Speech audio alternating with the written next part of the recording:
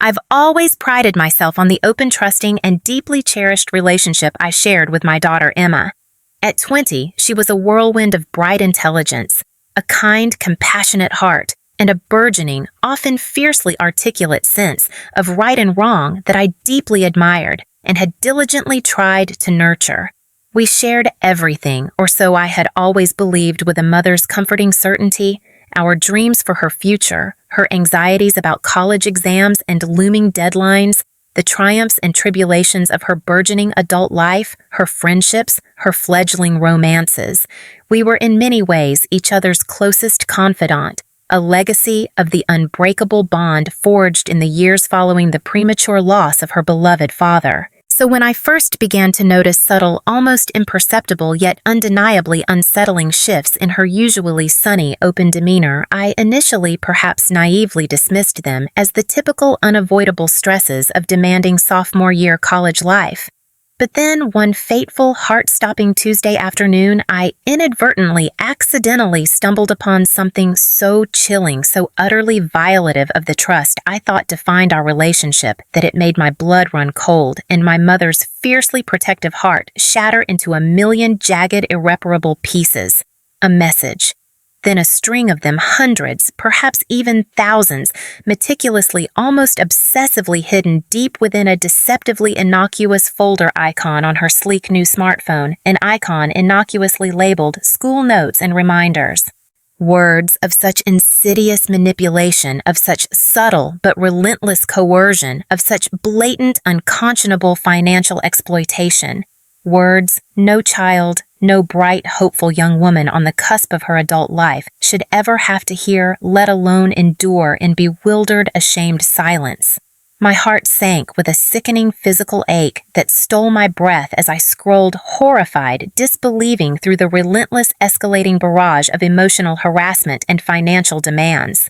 Someone she clearly loved, someone she undoubtedly trusted with every fiber of her being, had been systematically, cruelly tormenting my precious daughter, chipping away at her spirit, her confidence, her carefully saved funds, and her very sense of self-worth. But who could be capable of such calculated cruelty? And why Emma, my usually so savvy, so sensible, so discerning Emma? I knew with a primal, visceral certainty that only a mother can possess when her child is threatened, that I had to act and act with unwavering, immediate, and decisive resolve. I couldn't just sit back and idly, helplessly watch as my daughter suffered in this silent, insidious, and clearly escalating torment. Her bright future potentially jeopardized, her spirit being systematically, cruelly eroded. I would track down the person, or perhaps the people responsible. I would unmask their deceit. I would expose their predatory machinations. They were about to learn in no uncertain and undoubtedly painful and lasting terms just how far a mother, a lioness protecting her cherished cub, would go to shield her child from the venomous vipers of this world. My name is Laura Collins, and until that life-altering, trust-shattering discovery, my days were filled with the comfortable, predictable rhythms of a life well lived, if not extraordinarily dramatic or overtly exciting. I was a moderately successful and deeply passionate landscape architect, a career I had carved out for myself with quiet dedication and a genuine love for transforming spaces, for bringing beauty and order to the natural world.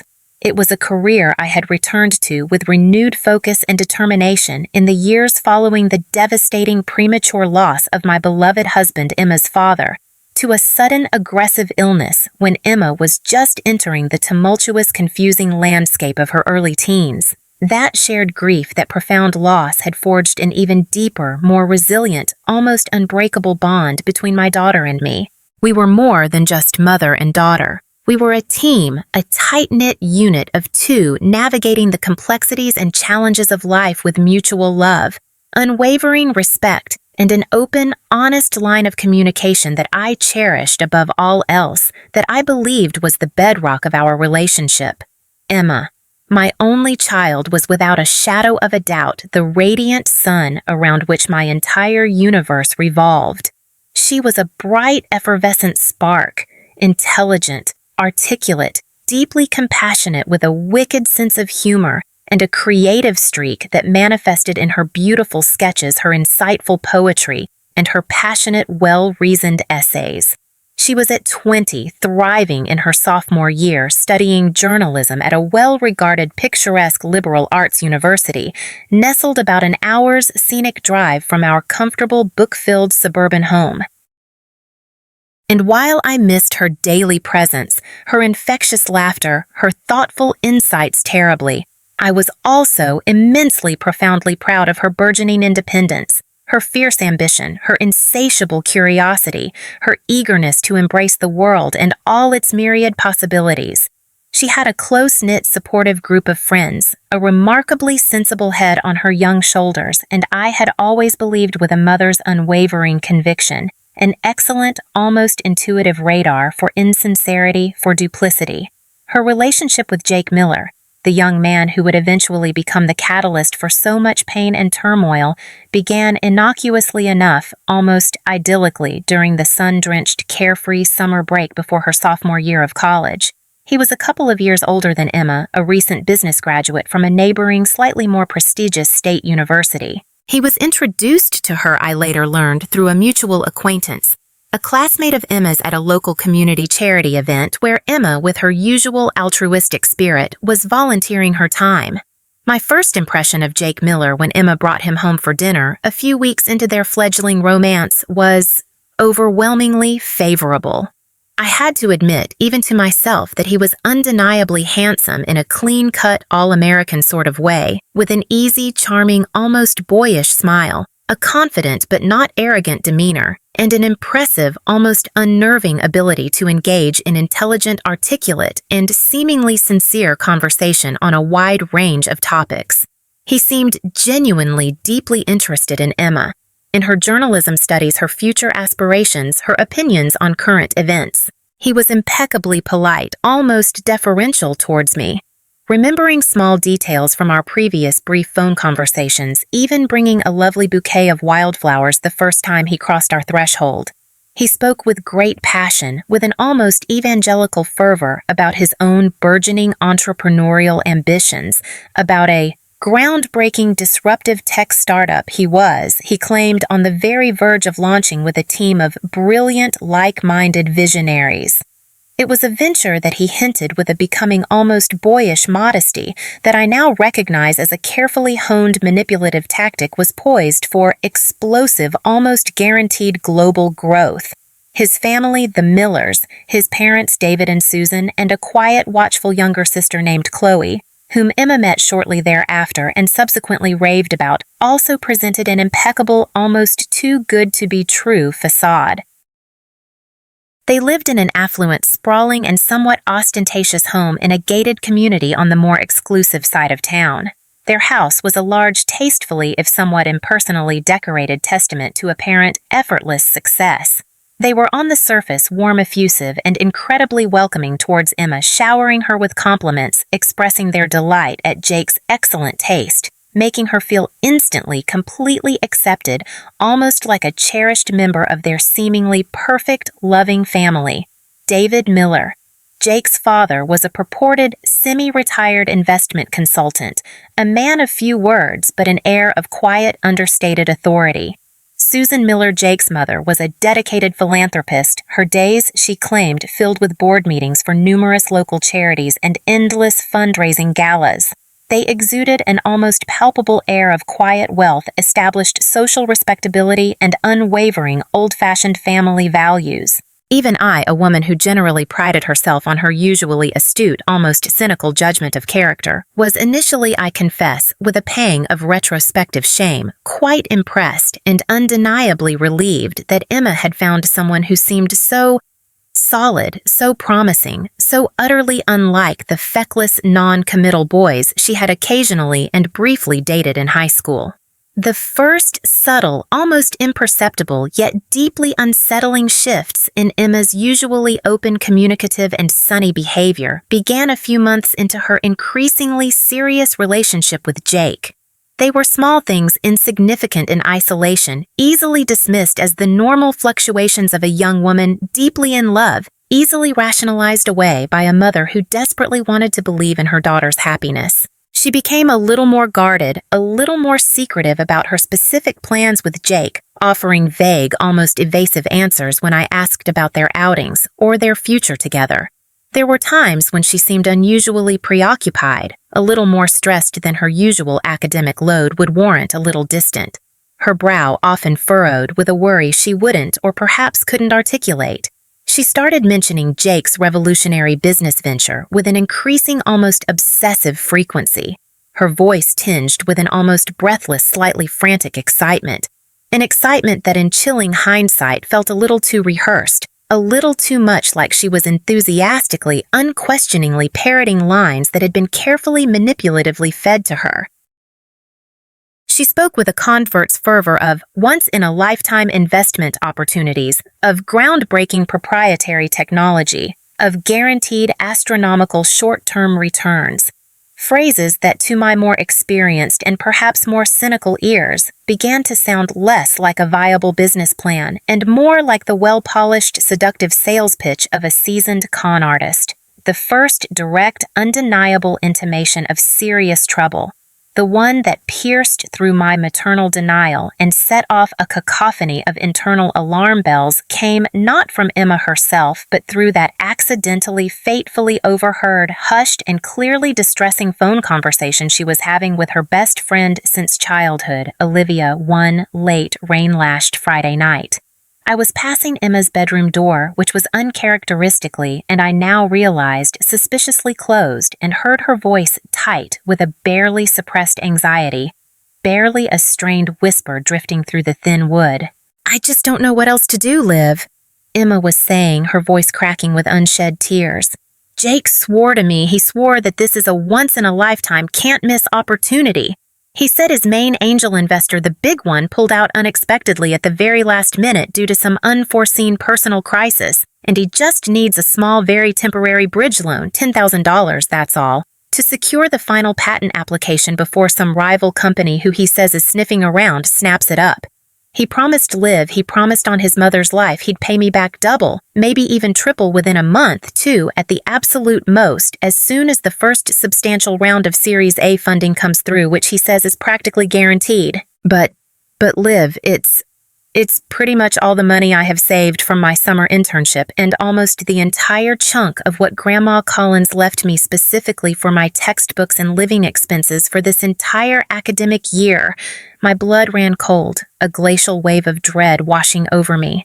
Angel investors, patent applications, bridge loans, Series A funding. This sounded far too sophisticated, far too high stakes, far too predatory for a supposed tech startup being run by a relatively recent college graduate with no discernible track record, and the intense, almost desperate pressure he was clearly putting on her, the blatant manipulation of her emotions, her trust, her fear of missing out on this guaranteed windfall.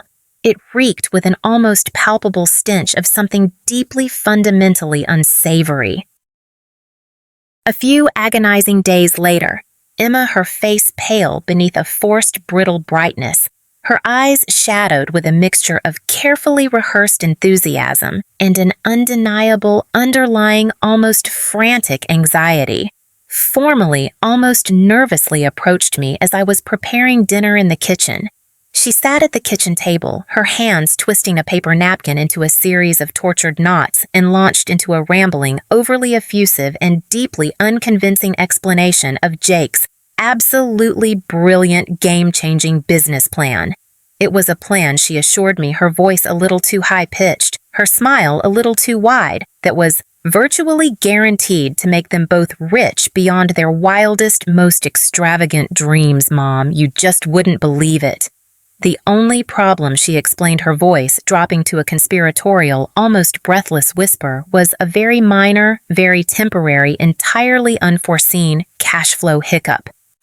Jake, she elaborated, just needed a small, extremely short-term loan. This time, the figure had escalated to $15,000 to cover a critical, incredibly time-sensitive international supplier payment that, if missed, would jeopardize the entire multi-million-dollar enterprise. He'd pay it back, she insisted, her eyes shining with a desperate borrowed conviction, with a handsome, more than generous bonus within a few short weeks, a month at the absolute outside, as soon as his next big government contract was officially finalized and the funds released. She was repeating almost verbatim, like a well-coached but terrified actress, the manipulative, seductive lines Jake had so clearly, so expertly fed her.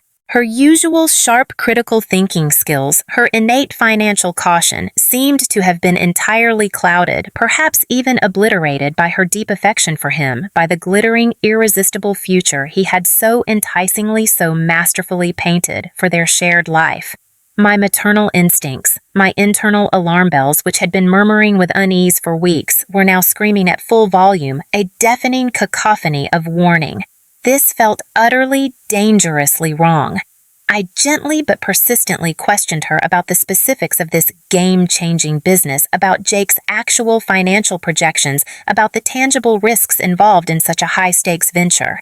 Her answers were consistently vague, frustratingly evasive, filled with more of Jake's impressive-sounding but ultimately meaningless jargon and empty, unverifiable promises. She became increasingly defensive, then almost tearful when I expressed my serious and growing reservations. "Mom, why can't you just trust my judgment for once?" she cried, her voice cracking with a mixture of frustration and hurt. "Why don't you trust Jake? He's amazing. He's brilliant. His entire family is so successful, so supportive. This is a sure thing. I know it is. You're just being negative like you always are about my choices." And there it was, the unintentional but no less potent emotional blackmail. Because despite everything I did still fundamentally trust Emma's heart, if not always her youthful judgment in matters of romance.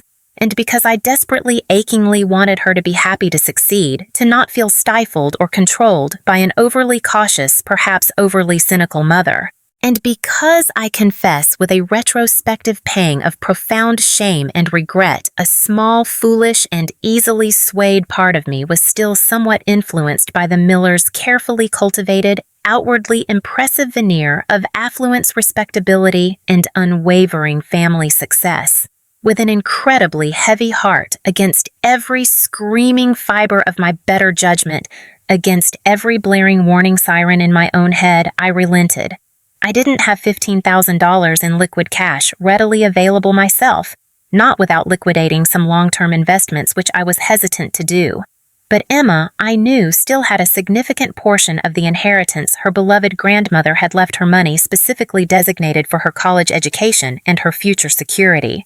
Money I, as her mother and a co-signatory on her trust account, had a degree of access to, or at least influence over. I strongly, vehemently advised her to think very, very carefully, to perhaps lend Jake a much smaller, more manageable portion, to insist on some form of written, legally binding collateral. But Jake's insidious influence, his carefully woven, intoxicating spell of urgency, exclusivity, and guaranteed life-altering riches was too potent, too pervasive. Emma, blinded by love, by ambition, by his relentless manipulative charm, withdrew the entire $15,000 from her educational trust fund, and with a heart filled with a dangerous mixture of nervous trepidation and starry-eyed, unwavering hope, handed it over in cash to her charming, duplicitous, and utterly predatory boyfriend. That single catastrophic act of youthful trust and maternal acquiescence was, I would soon and devastatingly learn, not just a mistake. It was the gateway to a far larger, far more systematic, and far more emotionally and financially ruinous exploitation. The initial $15,000 loan was, as I had deep down suspected it might be, merely the opening salvo in Jake Miller's calculated, insidious campaign to systematically drain Emma of every available penny. In the weeks and then months that followed that first fateful transaction, his requests for more money became increasingly frequent, more brazen, and the amounts progressively alarmingly larger. The elaborate, ever-evolving excuses, however, remained remarkably consistent in their underlying theme of temporary, unforeseen complications, threatening to derail his imminent multi-million-dollar success. There was always another critical, time-sensitive crisis with his mythical, globe-spanning tech startup, a crucial custom-fabricated server component that had unexpectedly catastrophically failed and needed immediate exorbitant replacement from a sole-source supplier in Switzerland, a sudden non-negotiable and frankly outrageous upfront demand from a key international patent attorney in Germany who was apparently holding the entire enterprise hostage, a brilliant game-changing new market opportunity in Asia that required an immediate substantial cash injection to secure exclusive distribution rights before a nameless, faceless competitor could swoop in. Each new, increasingly fantastical request was accompanied by renewed, ever more grandiose promises of imminent, life-altering financial returns. Just this one last push, Emma babe, and we're over the finish line. We'll be set for life. You'll never have to worry about money again. And a subtle but relentlessly effective, insidious emotional pressure that expertly played on Emma's unwavering loyalty, her deep-seated love for him, and her growing, terrified fear of disappointing him, of being perceived as unsupportive, of being the one single reason his absolutely brilliant world-changing dream might ultimately tragically fail. Emma, my bright, usually so sensible, so discerning, Emma seemed to be utterly, hopelessly caught in his manipulative silken web, a mesmerized moth drawn inexorably fatally to a flickering, alluring, and ultimately destructive flame. The changes in her, which had initially been subtle, almost imperceptible, became more pronounced, more alarming with each passing week, with each new financial crisis Jake manufactured. She grew increasingly stressed, anxious, and withdrawn, her academic performance, once so stellar, beginning to suffer noticeably. Her professors started to express concern about her lack of focus, her missed assignments. The easy, infectious laughter, the open, honest communication that had always been the hallmark of our mother-daughter relationship was almost entirely replaced by a guarded, almost furtive defensiveness, a haunted, hunted look in her usually bright, expressive eyes.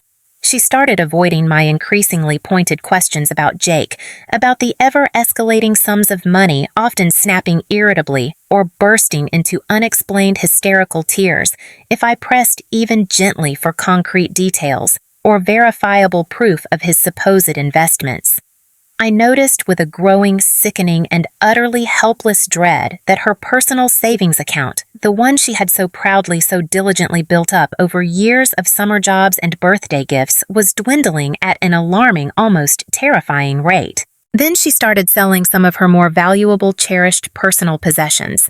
A beautiful acoustic guitar her father had given her, a vintage designer handbag I'd splurged on for her 18th birthday, even to my profound dismay, some pieces of her grandmother's delicate antique jewelry, offering flimsy, increasingly implausible excuses about needing a bit of extra cash for unexpected university fees, or wanting to declutter her life and embrace minimalism. She was lying to me, my precious daughter, who had, to my knowledge, never told me a serious lie before in her entire life.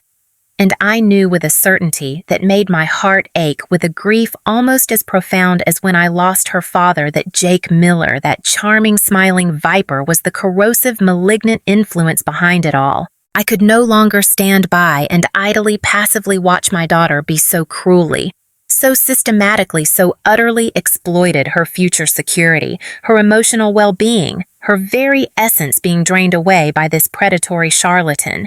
My initial deep-seated reluctance to interfere too directly, too forcefully in her adult romantic relationship, a relationship she so desperately, so blindly wanted to believe in, was rapidly and decisively being overshadowed by a fierce, primal, and utterly non-negotiable maternal rage. My direct, if initially gentle, conversations with Emma about my grave, escalating concerns regarding Jake's insatiable financial requests, his lack of transparency, his manipulative tactics were now being met not just with defensiveness, but with increasing, almost vitriolic hostility. She would deliver tearful, almost hysterical accusations that I didn't trust her judgment, that I had never liked Jake from the start, that I was jealous of her happiness, and actively trying to ruin her relationship, the best thing that had ever happened to her. It was agonizingly clear that Jake, with his insidious practiced charm, had successfully and diabolically begun to poison her mind against me, skillfully positioning me as the unsupportive, overly critical, interfering mother who was standing in the way of their shared glorious and guaranteed future. He was isolating her, turning her against her primary source of unconditional love and rational counsel, me. I realized then with a heavy, leaden heart that I needed far more than just maternal intuition, worried observations, and gentle, unheeded warnings.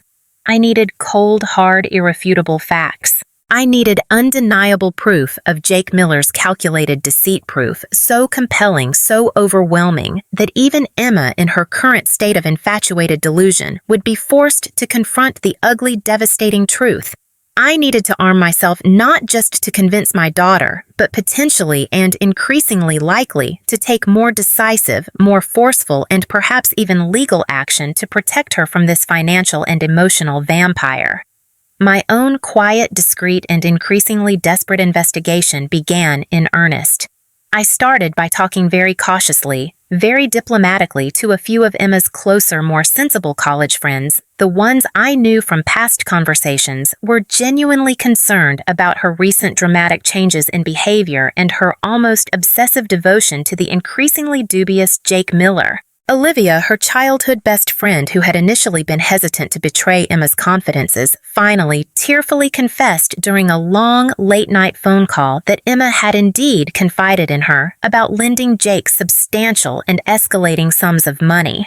Olivia also admitted that she too had felt deeply, profoundly uneasy about Jake's fantastical stories, about his constant, almost pathological, urgent need for ever larger amounts of cash. She even mentioned with a shudder hearing disturbing whispers from other acquaintances on campus about Jake's growing reputation for being a smooth-talking, manipulative charmer who had a significant and well-documented history of borrowing substantial sums of money from a string of previous equally infatuated girlfriends, money that was invariably rarely, if ever, repaid. Then, steeling myself for what I knew would be an unpleasant and potentially heartbreaking task, I did something I had never, ever imagined myself doing, something that felt like a profound, almost unforgivable violation of Emma's privacy, but one I justified with a mother's desperate cornered logic as a necessary, albeit deeply distasteful evil to protect my child from imminent catastrophic harm. I engaged the services of a highly reputable and reassuringly discreet private investigator, a calm, methodical woman named Carol Baxter, who specialized in complex financial background checks and discreet, sensitive surveillance. I provided Carol with all the information I had managed to gather on Jake Miller and his seemingly respectable family, on his supposed groundbreaking business venture, and on the specific, increasingly alarming financial transactions Emma had tearfully and incompletely confessed to. The initial and then subsequent reports from Carol Baxter began to paint a very disturbing, deeply incriminating, and increasingly clear picture of Jake Miller's true character and activities. His revolutionary tech startup, as we had suspected, appeared to exist only in his elaborate, convincingly delivered lies, and in the glossy, professionally designed but ultimately empty prospectus he had used to dazzle Emma and presumably other potential investors. There was no registered company under the name he'd given Emma, no patents pending in his name, or his company's no verifiable office address beyond a rented anonymous mail drop box in a neighboring state. His team of brilliant, dedicated developers was, as far as Carol could ascertain, entirely non-existent. Instead, Carol's meticulous, painstaking investigation began to uncover a deeply entrenched, almost pathological pattern of extravagant personal spending by Jake Miller. A steady stream of purchases of expensive designer clothes, high-end electronics, luxury car rentals, frequent lavish dinners at upscale restaurants, and even, to my utter disgust, evidence of significant gambling losses at online casinos. And then came the most damning discovery of all. Carol found irrefutable proof that Jake Miller was simultaneously involved not just with Emma, but with at least 2 other young women, both of whom it appeared he was also systematically and successfully manipulating for financial gain. using a strikingly similar modus operandi of feigned affection, grandiose business promises, and manufactured financial crises. He wasn't just a con artist, he was a serial romantic fraud, a predator who preyed on the emotions and financial resources of trusting, vulnerable young women. And his perfect family, the Millers Carroll's discreet inquiries into their background revealed a far less pristine, far more complicated reality. David Miller, the semi-retired investment consultant, had in fact faced several serious though ultimately settled out-of-court lawsuits from disgruntled former clients alleging misrepresentation and fraudulent investment advice. Susan Miller, the dedicated philanthropist, while indeed sitting on the boards of several minor local charities, appeared to use these positions more for social climbing and networking than for any genuine altruistic endeavor. And there were subtle but undeniable financial links between Jake's inexplicable income and his parents' own somewhat opaque financial dealings, suggesting at the very least a level of complicity, or at the very least a willful blindness to their son's predatory activities. They were, it seemed, a family unit built on a foundation of carefully constructed appearances and morally dubious financial practices. The sheer, cold-blooded, calculated nature of their collective deceit, the profound, multi-layered betrayal of my daughter's trust of her love of her very future, left me breathless with a rage so intense, so visceral it almost consumed me. But I knew with a chilling clarity that I could not afford to succumb to that rage, not yet. I needed to channel it to transform it into a focused, strategic, and ultimately victorious plan of action. Emma's future, her financial security, and her emotional well-being depended on it. The time for quiet investigation was over. The time for direct, unyielding confrontation, and if necessary for swift, decisive legal action, had arrived. The viper and his entire nest were about to feel the unshakable, unrelenting force of a mother's righteous fury. The first and arguably most painful step in my counter-offensive was to sit down with Emma and gently but unequivocally lay bare the devastating truth about Jake Miller and his duplicitous family. I chose a quiet Sunday afternoon after a week of sleepless nights spent poring over Carol Baxter's damning reports and consulting with my own newly retained and incredibly sharp lawyer, Ms. Diane Holloway. Emma had been home from college for the weekend, her mood still subdued, her eyes still shadowed with that now familiar haunted anxiety. I asked her to sit with me in the living room, the evidence. Carol's reports, printouts of Jake's extravagant spending, anonymized accounts from other young women. He had similarly exploited even discreet surveillance photos Carol had obtained of Jake with one of his other girlfriends, laid out not accusingly but factually on the coffee table between us.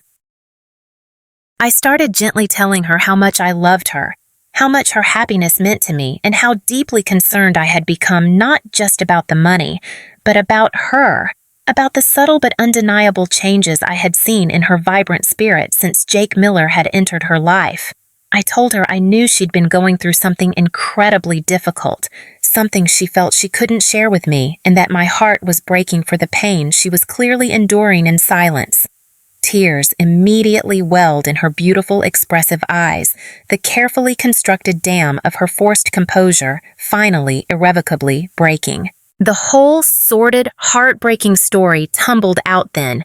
The relentless, escalating financial demands from Jake, his increasingly manipulative emotional tactics, his subtle but effective campaign to isolate her from her friends and family, her growing fear, her shame, her confusion, her crushing weight of feeling so utterly alone, so trapped, so responsible for his failing business. She confessed, her voice choked with sobs, that she hadn't told me the full extent of it because she was deeply embarrassed by her own naivete, terrified of my judgment, scared I'd take away her phone or her social media access, a common and tragically counterproductive fear I later learned among many young victims of online manipulation and exploitation. And most painfully for me to hear, because a small, insidious part of her, worn down by his relentless gaslighting, had actually started to believe his lies, started to believe that perhaps she was the problem, that perhaps she wasn't supportive enough, not loving enough. I just wanted it to stop, Mom, she sobbed, burying her face in my shoulder, her small body shaking with the force of her grief and disillusionment. I just wanted him to love me, to be happy. I didn't know what else to do. He made it all sound so real, so convincing. I held her tightly, stroking her hair, whispering reassurances, my own tears of anger, of sorrow, of profound empathy mingling with hers. "Oh, my brave, beautiful girl," I murmured, my voice thick with emotion. "This is not your fault. None of it. You did nothing wrong except to love, to trust, to believe in someone who was utterly, despicably unworthy of your incredible heart. You are not to blame. You are a victim of a calculated, cruel deception, and you don't have to do anything, face anything alone ever again. We are going to stop this. We are going to fix this. Together. And the people responsible for causing you this pain, for stealing from you, for manipulating you, they are going to face the most severe, most public consequences." Then very gently, very carefully, I walked her through Carol Baxter's reports, through the undeniable evidence of Jake's multiple deceptions, his financial fraud, his serial romantic exploitation. I showed her the proof of his lavish spending, the evidence of his other simultaneous relationships, the clear indications of his family's likely complicity. Emma's initial reaction as she absorbed the devastating, irrefutable truth was one of profound, almost catatonic shock, quickly followed by a wave of gut-wrenching disbelief, then a dawning, horrified recognition. "Ryan, but he told me, he swore to me, those other girls, they were just jealous exes trying to ruin him. And his parents, they were always so kind to me." Her voice trailed off, the betrayal so multi-layered, so profound, clearly cutting her to the very core.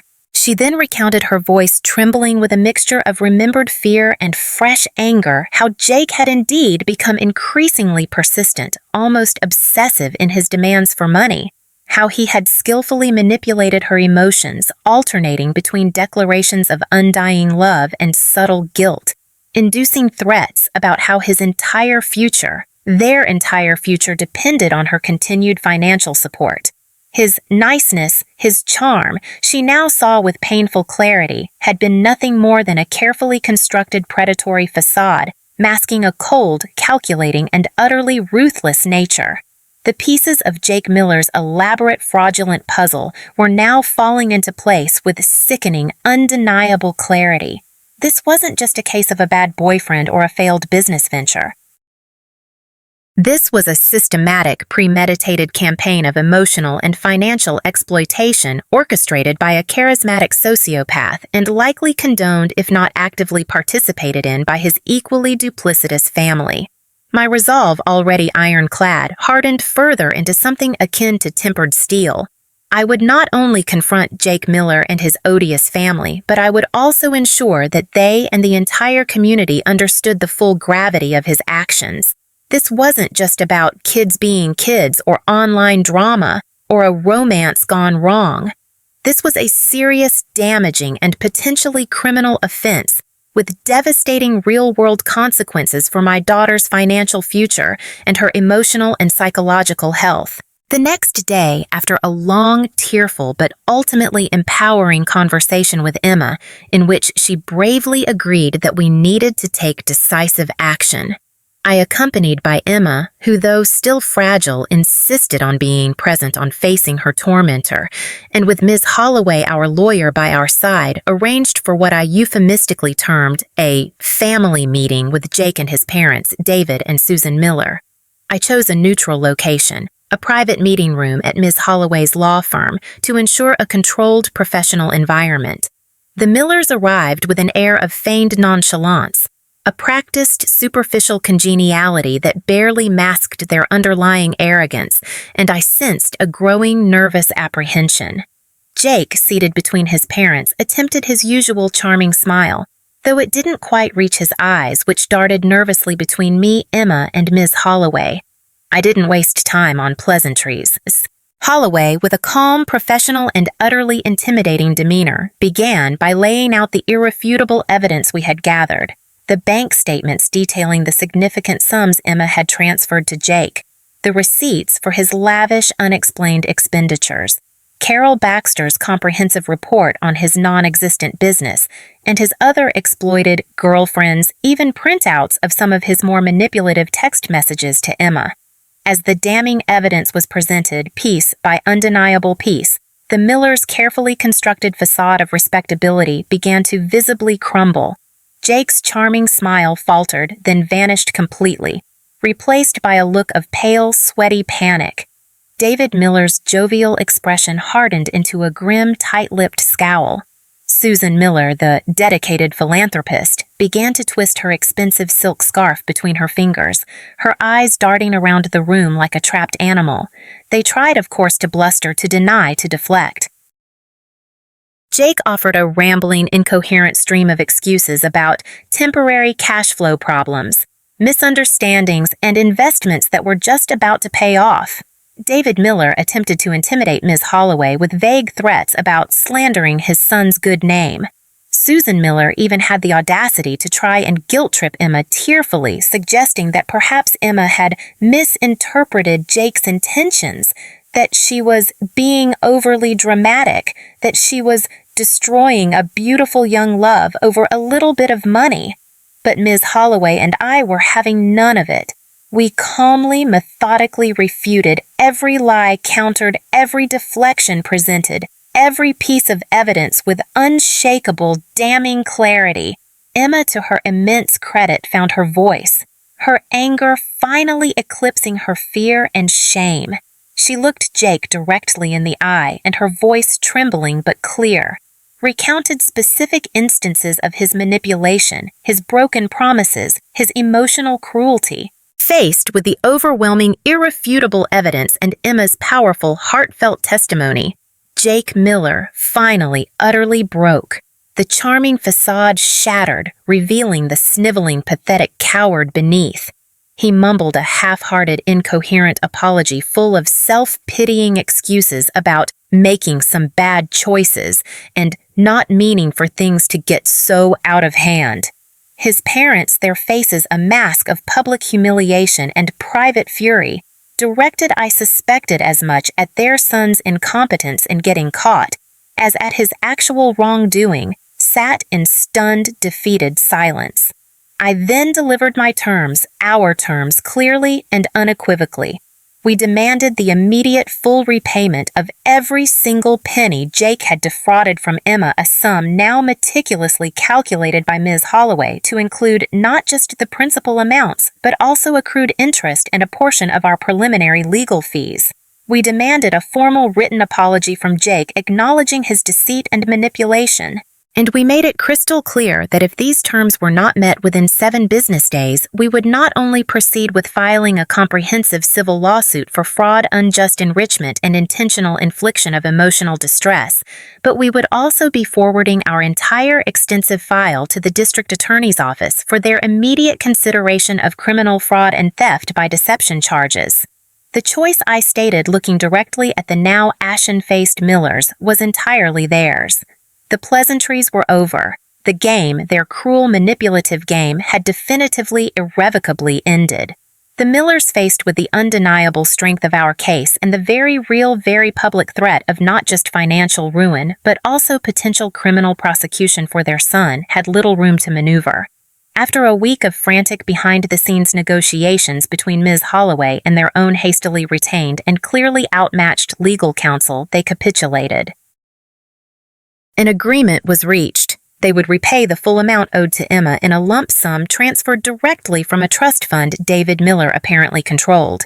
Jake would sign a legally binding comprehensive apology drafted by Ms. Holloway acknowledging his deceitful actions.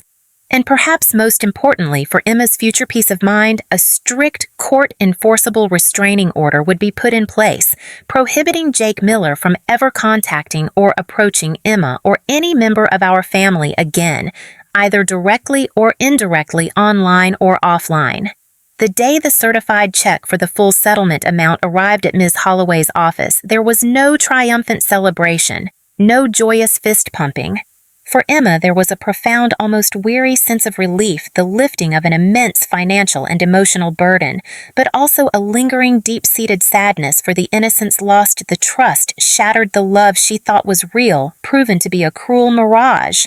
For me, there was a grim satisfaction in seeing justice prevail, in knowing I had protected my daughter, but also a heavy-hearted recognition of the emotional toll this battle had taken on us both. In the months that followed, Emma, with the unwavering support of her family, her true friends, and an excellent therapist Ms. Holloway had recommended, began the slow, arduous process of healing. She learned to forgive herself for her youthful naivete, for falling prey to such a skilled manipulator. She rediscovered her innate strength, her resilience, her vibrant spirit. She threw herself back into her journalism studies with a renewed focus. Her experiences, however painful, adding a new depth, a new maturity to her writing, to her understanding of the world. She learned to trust again cautiously at first, but with a wiser, more discerning heart. She became a passionate, articulate advocate for online safety and awareness about financial and emotional manipulation in relationships, even starting a small support group on her college campus for other young women who had experienced similar betrayals. As for Jake Miller and his family, their carefully constructed world of illusion and entitlement suffered a significant and very public blow. While we had refrained from pursuing criminal charges as part of the settlement agreement, the story of Jake's fraudulent activities and his family's complicity inevitably and deservedly circulated within their affluent social circles, their reputations irrevocably tarnished. Their superficial friendships dwindled. Their business dealings, I heard through the grapevine, became subject to a new unwelcome level of scrutiny. They had learned the hard way that actions, especially those built on deceit and exploitation, have profound, lasting, and often very public consequences. My revenge, if one could call it that, was not about inflicting pain, but about restoring justice, about reclaiming what had been stolen, about protecting my child, and about ensuring that such predators could not continue to operate with impunity. It was about teaching Emma and perhaps reminding myself that while the world can indeed hold darkness and deceit, it also holds immense strength, resilience, and the enduring transformative power of a mother's unwavering, unconditional love. Betrayal, however deeply it stings, can also be a crucible forging an even stronger, wiser, and more compassionate version of ourselves. A version capable of not just surviving the storm, but of emerging from it with our integrity, our dignity, and our capacity for love, not only intact, but profoundly, unshakably deepened.